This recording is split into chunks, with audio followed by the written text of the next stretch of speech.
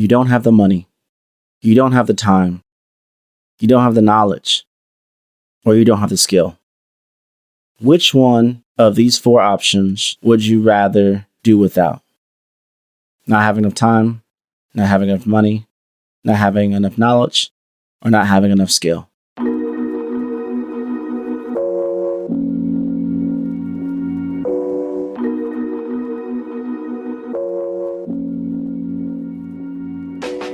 Do you want to discover the secrets and the strategies on how your business can achieve the frictionless sale?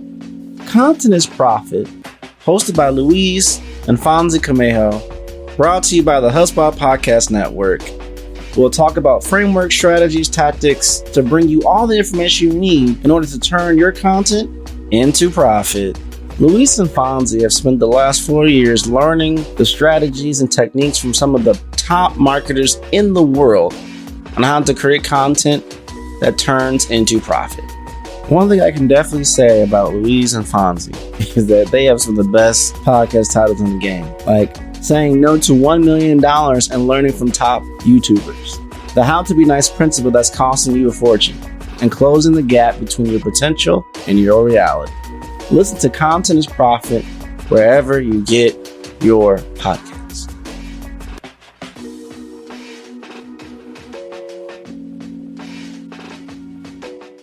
I'm here to tell you today, there are 4 currencies out there. And no, I'm not talking about a new cryptocurrency. No, I'm not going to push you with trying to sell you an NFT. And no, I will save you the conversation about blockchain. The 4 currencies I'm referring to are your time, your money, your knowledge, and your skill. Whichever one you want more of, use the other 3 to acquire it. Do you want more time? Use your knowledge to build a system to save it. Use your money to pay someone else to maintain it. And use your skill set to buy it back to use it elsewhere. Do you want more money? Use your time to work, learn, or network to get more money. Use your skills to acquire more money. Use your knowledge to optimize how to make more money. Want more skill? Use your money to fund training or pay for access. Use your knowledge to improve and expand on your skill and hone your craft. Use your time to train and educate yourself on how to expand on your skill. Do you want more knowledge? Spend your money on getting educated from SMEs, subject matter experts.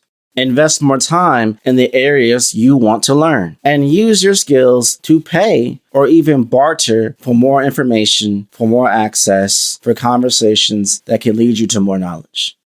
Here's the thing. At any given time, we all want more of one or all 4 of these things. Not enough money, but we have plenty of time. Not enough time, but we have plenty of money. Not enough knowledge, but don't have the time to learn. Not enough skills, but don't have money to invest. If we were to take a math moment, the factorial of 4 is 24. In short, there are 24 possible combinations. Most say they don't have enough money or they don't have enough time. But don't think if you lack one, you can't focus on the other 3 to scale to acquire the one that you lack. Troy, what do you mean by that? What I mean is there's always a solution. The 4 currencies, the one you don't have, the other 3 can get it for you. Well, Troy, what happens when I have time, but I don't have the skill? I don't have the knowledge. I don't have the money. Guess what? We all start with one of the 4 currencies. Most of us start with time. When we're born, we have time to educate, to learn. That's what grade school, middle school, high school. Now, after high school, you can choose to go to college. You can choose to go to trade school. You can go to a boot camp. Because of the 21st century now, the access to YouTube, what I call YouTube University, as many others do as well, it allows you an expansion of ways you can invest your time to develop your skill, invest your time to boost your knowledge, invest your time to acquire money based on the skill and knowledge that you learn. And from that money can be reinvested, repurposed to help you expand and get your time back to use your time how you want to. And it's kind of like Pokemon. I don't know if anyone, played Pokemon Yellow or Red and things like that, that you start off with a starter pack. You got a core Pokemon. You're going to get a core currency.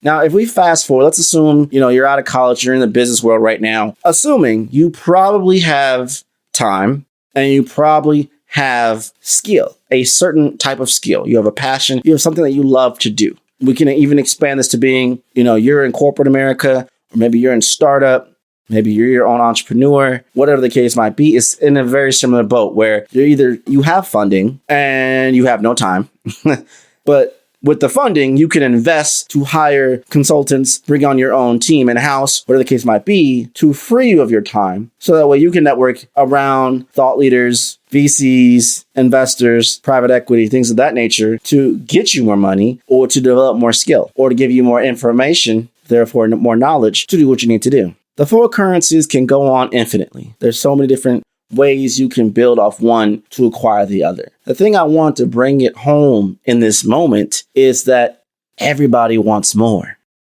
Everybody wants more money. I don't know anybody. They may be content with what they have, but they would never deny that they wouldn't accept more. We want more money. We want more time. I'll even go a step further. It's not the fact that we just don't want more time. We want more time to use as we see fit. We want more skill and we want more knowledge. And you just define the right combination at the right times to scale and to grow. What's up, digital world? You're listening to the I Digress audio experience with Troy Sandidge. Social media, marketing, storytelling, business, culture, and more. Coming to you in 3, 2, 1. But the thing about wanting more means you must therefore change. I've said in various episodes before that change is the catalyst for growth. Either you're going to force yourself to change or the universe is going to force you to change. Adapt. Always do all possible things. We adapted to this pandemic. It forced us to change. It forced us to evolve. It forced us to consider alternative ways to market, to sell, to manage our business, to do things remotely or hybrid work. So the reality is that to grow, to get more, you must change. To get more money, to get more time, to get more knowledge, to get more skill, you must change. Change your spending habits. Change how you use your time. Change what you consume. Change how you do what you do. But the question is, are we just too comfortable within our current situation, our current ecosystem, our current way of life? Are we afraid to adapt, always do all possible things, and change our day-to-day we've grown accustomed to? We must embrace change, we must accept change, and we must activate the change in order to reap the benefits of that change. And we all must make the necessary sacrifices and investments in the very things to help us perform, maintain, and benefit from change. Everybody wants to grow. Everybody wants more. Everybody's hungry. Everybody's either hustling, either doing outbound or inbound marketing. Everybody wants something. Everybody needs something. And everybody has something. Sometimes it all aligns. Sometimes it's all in different spaces. You have one thing, you want another thing, and you need a different thing. How do you align the have, the want, and the need with your knowledge, your time, your skill to get more money? Or you have the money and you're trying to get more skill. Or you have both of you trying to get more knowledge. Or you have all three and you're just trying to get more time. If you put a chart together and you think about what I asked you at the beginning of this episode, which one would you rather not have?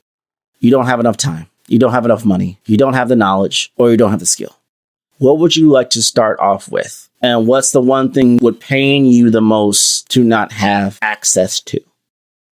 The old Troy would automatically say, not enough money. Because in my mind, if I had enough money, I could pay someone to help me scale. I can hire a team. I can use the money as a utility, as a tool to bridge the gap between not having enough skill, not enough knowledge, or not enough time.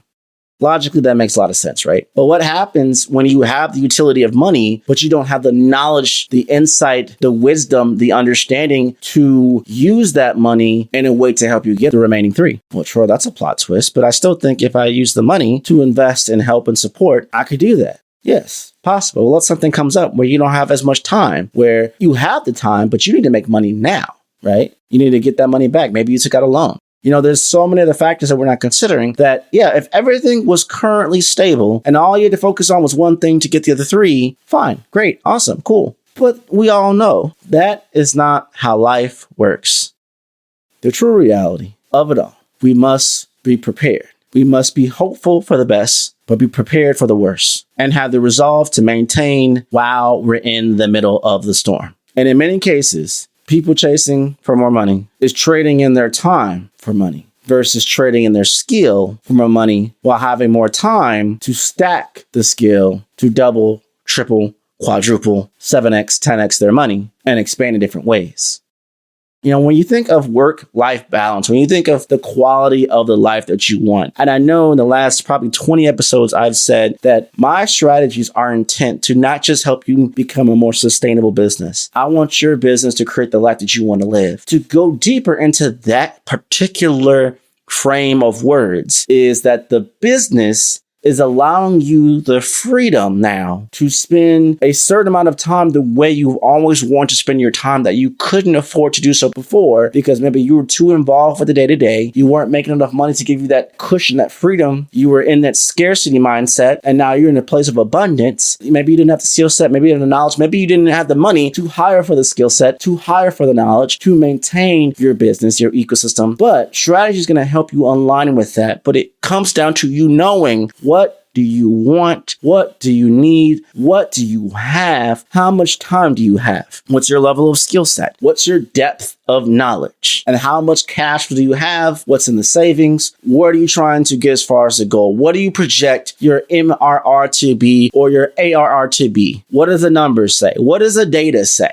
You align that on top of everything else that you have at the core. And from that, you re-engineer where you're trying to get to. Work backwards to propel yourself forward. This is the art and the science and the madness when it comes to really growing and scaling and, quite frankly, maintaining a business and maintaining your own sanity, and to make sure that everything that you do, every move that you make is in rhythm to the overarching goals, wishes, and hopes for your life. Well, Troy, what does this all got to do with business? It has everything to do in business because statistically speaking, those who either build businesses or help build businesses or contribute to the building of businesses that are in alignment with their life goals, where they are, where they want to be. They see light at the end of the tunnel. They see the runway. They have structure. They're not constrained. There's room for growth. They're on track with where they're trying to see as far as monetary gains. Many of us have different aspirations. Some want kids and a family. Some want to travel every month to a new city, travel the world, travel to all 50 states. Whatever your aspirations, you have to align that and fit that into your overarching goals and how you want your business to run or how you want to contribute to a business. If I know I want to have more flexibility, I'm going to choose businesses with missions and operations that allow me to have that freedom and flexibility, because it would be a deal breaker if it wasn't. Allow me to always perform my best work, not feeling valued. Therefore, I maintain and sustain a strong job. I show that I can grow, but I'm not burnt out because it's in alignment with my life values. It's in alignment with my 4 currencies. And therefore,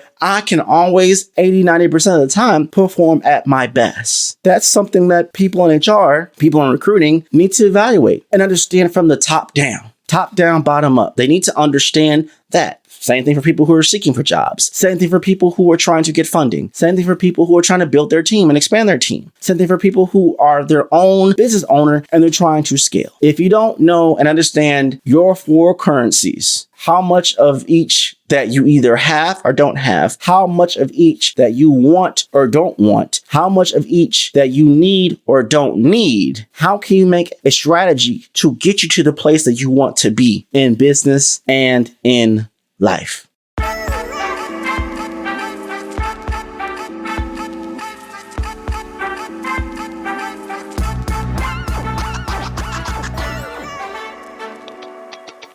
If you're a faithful I Digress listener, then you know one of my favorite words on the planet is scalability.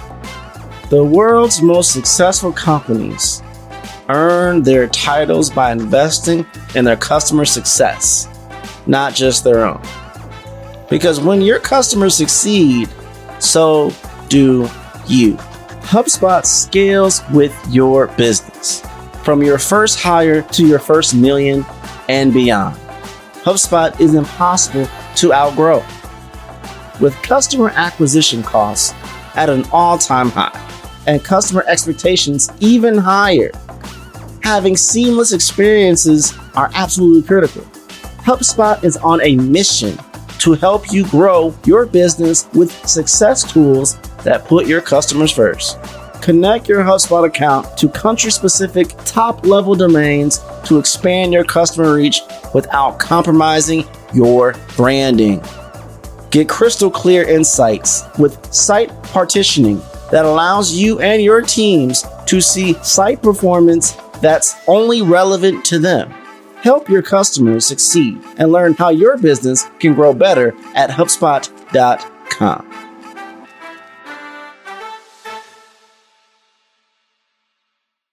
There's things that we're doing. There's things we're not doing. The sins of commission and the sins of omission. Things that we are aware of that we're not doing. Things that we're unaware of that we need to do that we're not doing. Intended actions of laziness and unintentional acts of ignorance. Both collide to mess us up. Both collide to slow us down. We can project we can get to 10 mil or 10x or 100K or an additional 1K to 10K a month in cash flow and revenue, whatever the case might be as far as your OKRs and KPIs is one thing. But to achieve it is another thing entirely. How many of you or are aware of individuals who have sat in rooms and have wasted hours in conversational projections and not one of the projections even came true? Was the data wrong? Or did we not have the right strategy and system and process and team in place to actually hit those goals? We have to have a way to evaluate how we're performing. What are those key objectives and key results we need, those OKRs? What are those KPIs of key performing indicators you must have? And how do you measure both? Are you even using the right utensils to measure the right metrics in the first place? I would never tell a social media manager to base your whole marketing campaign success on how many impressions you get. Is it a data point? Yes. Is it the right data point for the intended goal? No, it is not. It is flawed and is inflated. And that doesn't help you with the goal of, is this marketing campaign going to lead me to more conversations with the right individuals, to lead me to more conversions, to hopefully contribute to more revenue, to hopefully justify the campaign, do it again with more budget? You have to know the right metrics to measure. You have to know what you're trying to do as far as alignment to get there. And at the core of it all, it still comes down to the constant dance of time, money, knowledge, and skill. There comes a point that people have to bring on more people. There comes a point where you have to make a bigger investment. There comes a point where you have to pause and rethink things because you're not bringing in enough money. You're not making enough buzz. You're not having enough conversations. There aren't enough leads coming in the door. And just doing the same thing we've always done and hoping for a different result is not the right move. It's not the smart move. And it's not the logical move. All of this matters in business and all of this matters in life. It's not enough for you to make a lot of money if you can't spend it. It's not enough to create this amazing product or service that impacts so many, but it costs you your time, your happiness. And I get a lot of people say that work-life balance and there's sacrifice, hustle. Yes, there's seasons of hustle, but beyond that, there is constant evolution of achieving different things and leveling up. But we gotta push ourselves if we want to get to where we need to be and call a spade a spade. Be real. What do you need? What do you want? And what do you have? Write that down. Listener, what do you need today? What do you need this month? What do you need this year? Listener, what do you want today? What do you want this month? What do you want this year? Listener, what do you have today? What will you have this month? And what will you have this year to give? Knowing the answer to those three questions will now give you the fortitude to know how I should network, how I should be in these LinkedIn streets, how I should be in these Twitter streets, how should I be having conversations and who do I need to have conversations with. If I evaluate what's in my bank with my 4 currencies, what's going to help me get more time? What's going to help me get more money, get more skill, get more knowledge? Tip, most people want to save time to reinvest that time elsewhere. So instead of bombarding us with an onslaught of unlimited scrolling of features and testimonials, get to the point. How does this help me save time here so I can spend time there? At the core of any great marketing campaign, messaging slogan, branding initiative, positioning optics comes down to the simplicity of you do X to get Y so I can Z. Can you answer these questions and build messaging, branding, positioning, and tone and audience and ICP, and then create KPIs and OKRs around it all, and then activate and execute in such a mannerism to boost your four currencies to create a state of sustainability first and scalability second? How much time do you need to level up? And once you level up, what's your plan to invest money to bring in more skill, to bring in more knowledge, so you don't have to maximize your time to that level as you're leveling up? You should be able to build the next foundation and create a pathway so you can do it 10 times faster the next go around. It's not enough to achieve hypergrowth off the back of chewing gum and duct tape. I'd rather achieve hypergrowth while also having a strong foundation that I'm not going to lose what I worked so hard to build off chasing a number that's arbitrary and has no weight and merit to it because it's built off a deck of cards. It has no cement. It has no foundation. And with one wrong blow of the wind, it all comes crashing down faster and harder than Humpty Dumpty. This is another Strategy Accelerator brought to you by Agency Accelerated Podcast with Stephanie Liu, powered by Agorapulse.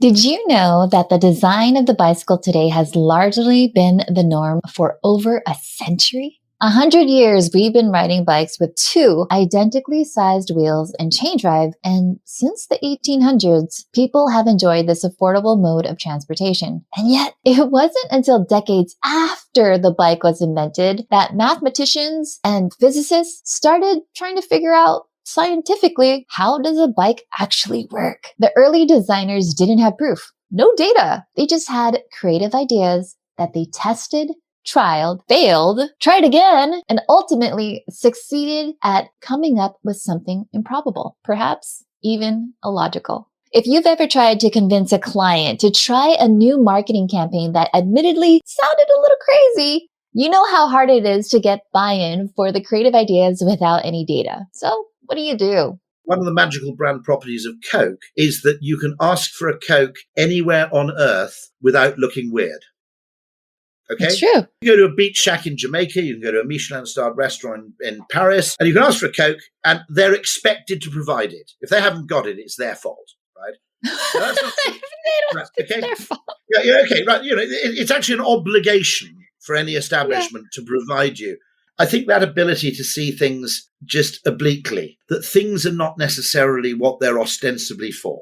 Things are not necessarily doing the function that we ostensibly think they do. You know, cleaning teeth, by the way, is a great example of that, which is if you ask people why they clean their teeth, they talk about cavities, they talk about, you know, enamel, dental health, avoiding plaque, avoiding tartar. If you look at when people clean their teeth, logically they should clean their teeth after a meal, but they don't. They clean first thing in the morning and before you go out in the evening. And what you realize is people are cleaning their teeth for the confidence of fresh breath, far more than they are for long-term dental health. And, you know, if you think about it, 98% of the world's toothpaste is flavored with mint. Now, if it were really about the mint doesn't contribute to dental health, right? It just makes your mouth feel fresh and gives you the confident feeling that your breath probably isn't rank. You know, there's the official reason we do things, and then there's the deeper psychological reason. And I think uncovering that's why it's like a cryptic crossword, because you have the surface meaning of the clue, and then you have what the clue is really telling you, which you have to uncover in that kind of marketing crossword game. Everybody thinks that what the client is thinking is, I hope this is a really good campaign which will sell a lot of my product. Now, the truth is, they would say that's what they're thinking too. They're not. They're thinking, how am I going to show this to my boss, and will it make me look stupid?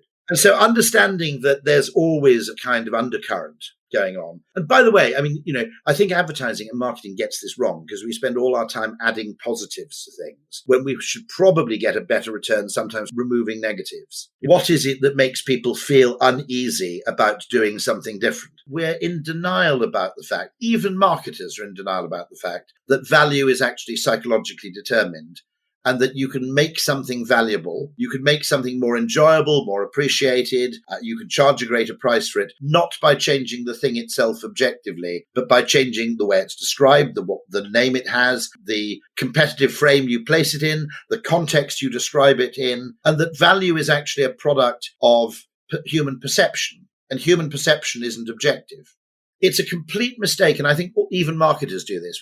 We've brought this kind of neoliberal economic idea that value is created in the factory. And the only thing you can do to create value is to make a product better or to reduce the price. That's the only way you can make it better for a consumer. You can actually create value out of nowhere by giving the thing a new name. You can describe it in a new way. You can price it differently. You can charge for it differently. Even though the economics and the objective reality remain completely unchanged, the addition of psychological components to the communication, that changes what we perceive. What we perceive then, when we perceive something differently, the meaning changes. When the meaning changes, our emotional response changes. And when our emotional response changes, our behavior changes. And if you want to learn more about that episode, search Agency Accelerated Agorapulse wherever you get your podcast, or Agency Accelerated Agorapulse on YouTube to see the live video version of the podcast.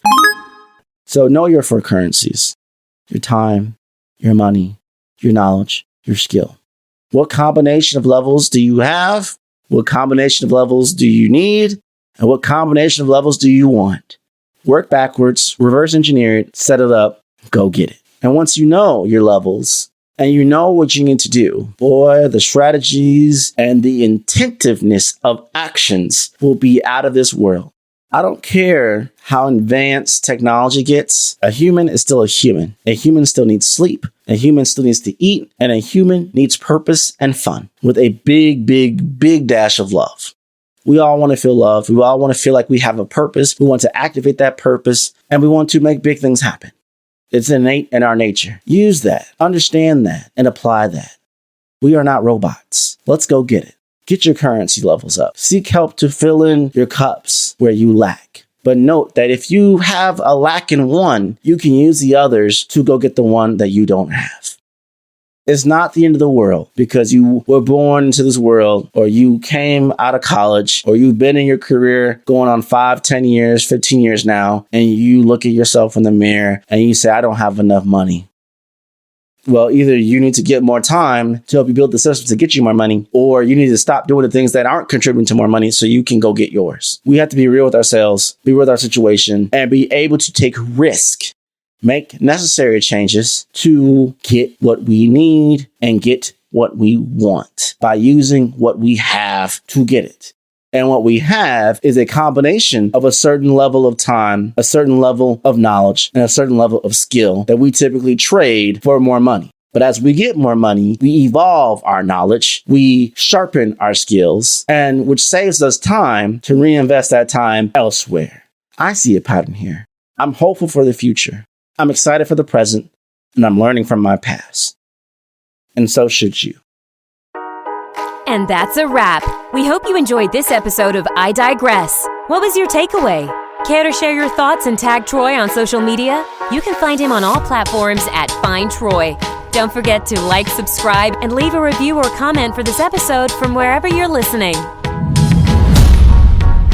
Looking for a marketing strategist to build the structure, strategies, and systems you need to get the success you want and the ROI you desire in your business? Book a discovery call to talk with Troy at findtroy.com. And as Troy's philosophy goes, imagination is the engine, content is the fuel, social media is the highway, marketing is the roadmap, sales is the destination, culture is the GPS. Thanks for listening.